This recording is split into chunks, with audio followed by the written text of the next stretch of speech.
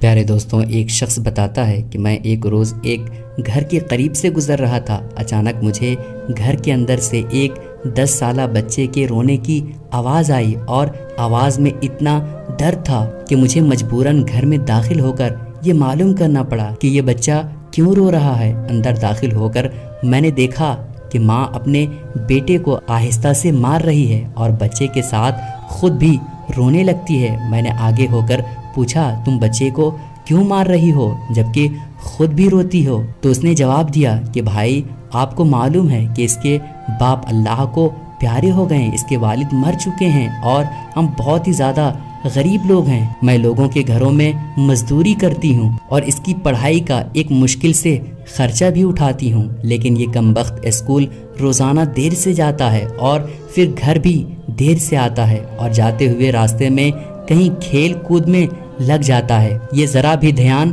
نہیں دیتا ہے۔ میرے لیے گھر کا خرچ چلانا مشکل ہے، لیکن میں چاہتی ہوں کہ یہ پڑھنے لکھنے لگ جائے اور پڑھ لکھ کر ایک بڑا انسان بن جائے۔ اب اس کا والد باپ بھی سر پر نہیں ہے تو زمانہ یہ باتیں نہ کرے کہ ماں نے اپنے بچے کو نہیں پڑھایا اور اسے غلط کاموں میں ڈال کر آوارہ کر دیا۔ وہ شخص یہ بتاتا ہے کہ میں اس عورت کو سن رہا تھا اور وہ بتا رہی تھی کہ یہ بچہ اپنی وردی گندے کر لیتا ہے، اپنے ڈریس کو گندا کر لیتا ہے، اور میں نے اس بچے اور اس کی ماں کو تھوڑا سمجھایا اور پھر آگے چل دیا۔ لیکن صبح جب سبزی منڈی کو سبزی وغیرہ لینے پہنچا تو اچانک میری نظر اس 10 سالہ بچے پر پڑی جو روزانہ ہی گھر سے مار کھاتا تھا۔ میں یہ دیکھتا ہوں کہ وہ بچہ منڈی میں گھوم رہا ہے، جو دکاندار اپنی دکانوں کے لیے سبزی خرید کر بوریوں میں ڈال رہا ہے تو ان میں سے کوئی سبزی زمین پر گر جاتی ہے تو وہ بچہ اسے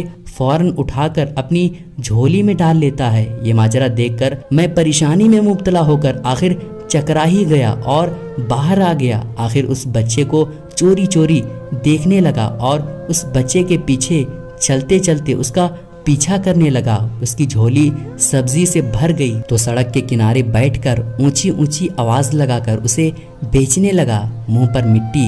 گندی وردی اور آنکھوں میں نمی کے ساتھ ایسا دکاندار تو میں نے اپنی زندگی میں پہلی بار دیکھا تھا۔ اب دیکھتے ہی دیکھتے اچانک ایک آدمی اپنی دکان سے اٹھا جس کی دکان کے سامنے اس بچے نے اپنے ننھی سی دکان لگائی ہوئی تھی۔ اس نے آتے ہی ایک زوردار پاؤں مارا اور اس ننھے سے دکان کو ایک ہی جھٹکے میں اس کی ساری جمع پونجی اٹھا کر سڑک پر پھینک دیا اور بازو سے پکڑ کر اس بچے کو بھی اٹھا کر دھکا دے دیا، اور وہ چھوٹا سا دکاندار اپنی آنکھوں میں آنسو لیے اپنی ساری سبزی کو سڑک پر سے اکٹھا کرنے لگا۔ پھر تھوڑی دیر کے بعد اپنی سبزی کسی دوسری دکان کے سامنے لگا کر بیٹھ گیا۔ اب وہ سبزی سڑک پر بکھر چکی تھی، جو کچھ بچی تھی اس ننھی سی دکاندار نے اس کو بیچا، پیسے لے کر بھاگتا ہوا ایک اور دکان پر گیا۔ اب وہاں سے اپنا بستہ اٹھایا، اپنا بیگ اٹھایا اور بنا کچھ کہے اسکول کی طرف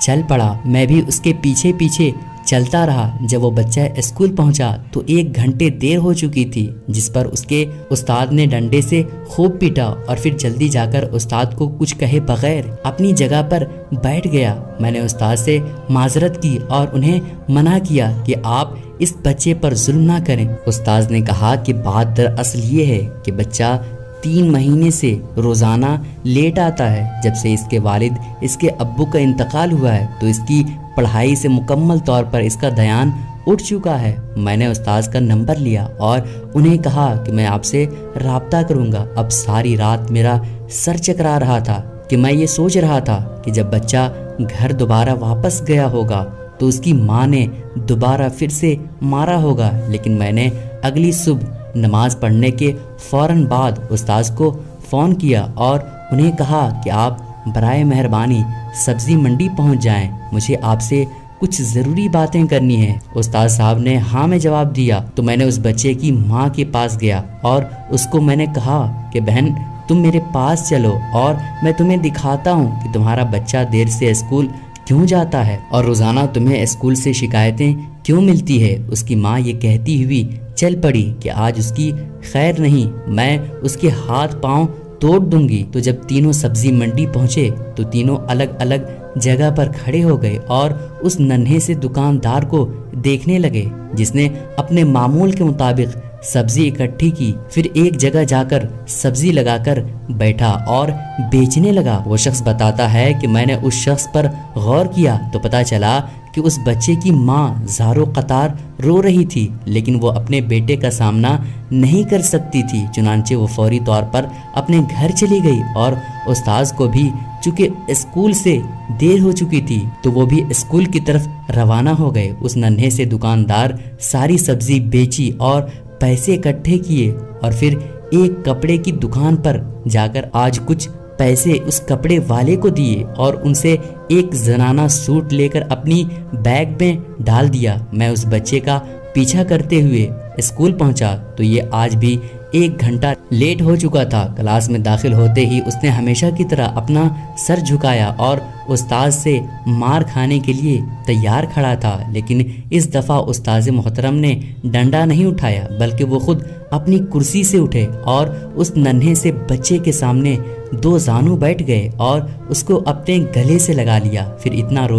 روئے کہ بچہ بھی سہم گیا اور وہ بھی رونے لگا۔ میں نے آگے بڑھ کر استاذ کو چپ کروایا اور اس سے پوچھا کہ بیٹا تم نے جو کپڑے لیے ہیں وہ کس کے لیے لیے ہیں؟ اس نے کہا بابوجی بات یہ ہے کہ میری ماں میرے باپ کے انتقال کے بعد امیر لوگوں کے گھروں میں کام کرتی ہے، لیکن میری ماں کے کپڑے اتنے پھٹ چکے ہیں کہ ان کا جسم بھی پوری طرح سے ڈھکا ہوا نہیں ہوتا ہے اور وہ نئے کپڑے اس لیے نہیں خریدتی کہ میرے اسکول کی فیس ادا کرتی ہے اور میرے کھانے کا انتظام کرتی ہے۔ مجھ سے یہ برداشت نہیں ہوتا، لہٰذا میں اسکول سے پہلے کچھ سبزی بیچ کر گزشتہ 3 مہینے سے یہ پیسے اکٹھے کر رہا تھا اور آج اس قابل ہوا کہ اپنی ماں کے لیے ایک نیا جوڑا لے کر جا رہا ہوں۔ وہ شخص بتاتا ہے کہ میں نے اس کے بیگ میں دیکھا کہ ایک پرانا کپڑا بھی موجود تھا۔ پھر میں نے سوال کیا بچے یہ پرانا کپڑا کس لیے ہے؟ اس نے کہا کہ میں اپنی امی کو اگر جا کر یہ سوٹ ایسے ہی دے دوں گا تو اس کے پاس تو سلوانے کے لیے پیسے نہیں ہوں گے، چنانچہ میں آج اپنی ماں کا ایک پرانا سوٹ لایا ہوں، یہ اس کے نام کے طور پر درزی کو دے دوں گا اور وہ اس کی پیمائش ناپی لے گا اور میری ماں کا سوٹ سلائی کرنا شروع کر دے گا اور میں اب کل سے اسکول وقت پر آیا کروں گا، لیکن اسکول کے بعد کوئی چھوٹا موٹا کام کر کے کچھ پیسے کماؤں گا اور پھر جا کر وہ درزی کو دے دوں گا تاکہ درزی کی اجرت بھی ہو جائے اور وہ میری ماں کا ایک بہترین سا سوٹ سلائی کر دے اور وہ جا کر میں اپنی ماں کو تحفے کے طور پر دے دوں گا۔ پیارے دوستوں، ایک لمحے کے لیے اپنے ارد گرد نظر دوڑائیں، اپنی نگاہیں دوڑائیں اور دیکھیں کہ کتنے بچے ہمارے معاشرے میں موجود ہیں جو کسی کے سامنے ہاتھ پھیلانے کو اپنی ہزیمت، اپنی شرمندگی سمجھتے ہیں، رسوائی سمجھتے ہیں کہ میں ان کے سامنے کیسے ہاتھ پھیلاؤں، لیکن ان سے زیادہ ضرورت مند اس دور میں کوئی نہیں ہے۔ ہم اشارے پہ کھڑے ایک فقیر کو تو بھیک دے دیتے ہیں لیکن ان لوگوں کو ڈھونڈنے کی کوشش نہیں کرتے اور اصل حقدار تک اس کا حق نہیں پہنچتا ہے، اور اگر ہم مسلسل اسی طرح کی غفلت کرتے رہیں تو یاد رکھیں کہ اس کا سوال تو ہم سے بھی کیا جائے گا۔ چنانچہ اپنے ارد گرد ایسے لوگوں، ایسی ماؤں اور ایسے بچوں کو تلاش کریں اور حقدار کا حق ان تک ضرور پہنچائیں۔ اللہ رب العزت ہمیں عمل کی توفیق عطا فرمائے، آمین یا رب العالمین۔